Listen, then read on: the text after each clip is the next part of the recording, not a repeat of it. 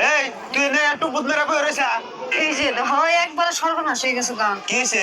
আমার না আবার ফুলান পেটে। এটা আবার কি কর? আমার ছোট পোলার বয়স হইলো হবে 8-9 মাস, আবার তোর পোলান পেটে নু এটা রাখা যাবো না, মেডিকেলে নু ফালিয়ে দিমু। আচ্ছা গো, আমি মেডিকেলে যাম কে? আমি ফুলান ফেলাম না, আমার বলা আলি আলি ফুলা হান না যে আমি ফেলে দিমু। আমার মাত্র দুইটা পোলা, একটা মেয়ে হইলে আমি রাখুন। কি তুই আজকে আমার উপর দিয়ে মারধরি করস? এই তুই আমার কথা শুনবি না? এই কোন যাস তুই?